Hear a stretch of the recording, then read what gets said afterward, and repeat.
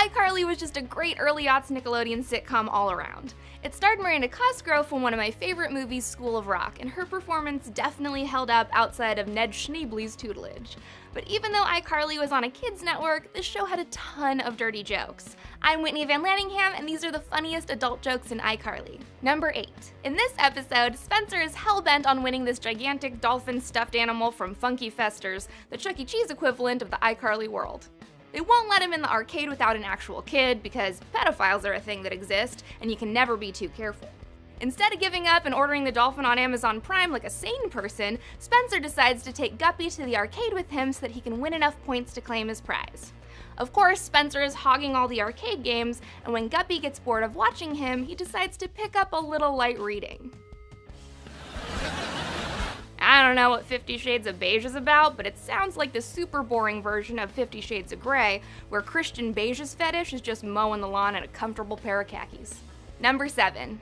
Okay, this is the pilot episode, so I have no idea how Nickelodeon let this show continue to air. This joke isn't even subtle. Can we please discuss the boy's hair and glasses? He looks like Miss Briggs! Yeah, except he doesn't have Miss Briggs' crazy pointy boobs. I know. What is up with boobs? It's like she stuffs waffle cones in her bra. Totally. I mean, she could poke an eye out with one of those things. I guess Miss Briggs was racking the Madonna look a little too hard in class, but isn't this a middle school? Leave your cone bras at home, ladies. Kids don't need to see your crazy pointy boobs. Number 6. I honestly have no idea why anyone would name a restaurant something that sounds so much like male genitalia, but whatever. In this episode, Freddie and Sam ask Carly to grab a little Italian with them for dinner. Gibby assumes that he's invited along and says this. I love peonies. You can tell me it's a stretch all you want, but I know what I heard. And what I heard was a strapping young man yell, I love penis. Number 5. When Spencer goes to the World of Warlords panel at Webicon, he meets his cosplay match when Jack Black shows up. Do you think it was in iCarly's contract that she had to get the better half of Tenacious D to show up on set at least once during the show's run? I do.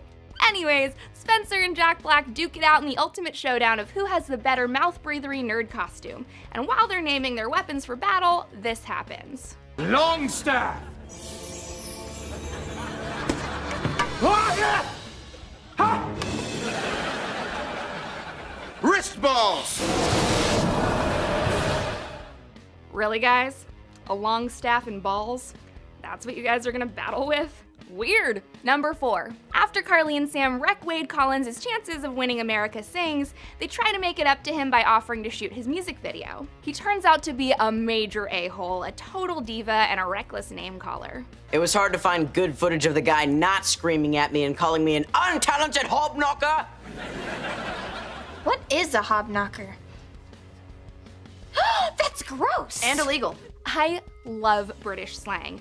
You never know when a bloody wanka like this guy's gonna strap on his wellies, cover his fanny, and never mind the bollocks if you catch my drift. Number 3. When everyone's favorite pie guy, Mr. Gelini, passes away, the gang has to get their hands on his secret family recipe. Fortunately, Spencer decides to take one for the team and invite Mr. Gelini's super awkward granddaughter Trudy over for a date. Spencer offers to trade her his spaghetti taco recipe for her family's famous coconut cream pie recipe, but Trudy has a different kind of after-dinner activity in mind. What do you say we move this party to the couch? The couch is broken.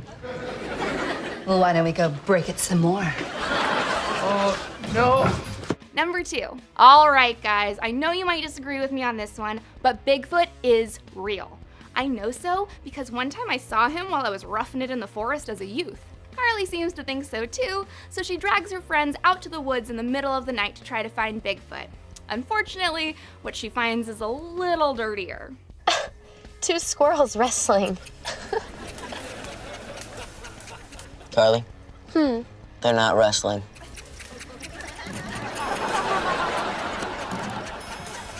Oh. Yeah, don't you just love it when squirrels are fucking? Number 1. So the context of this scene doesn't really matter, so it's all about the art direction. When Sam throws the football to Spencer, we catch a couple glimpses of the number on Freddie's apartment door. Just throw the ball! Did you catch that? Yup, Freddie's address is just a penis. Tight! We've got more dirty jokes coming for you next week, so let us know in the comment section which of your childhood shows you want Obseb to ruin next. And don't forget to like and subscribe. Hey, Whitney, are we ever gonna do a Dirty Jokes and Loud House video? No, never.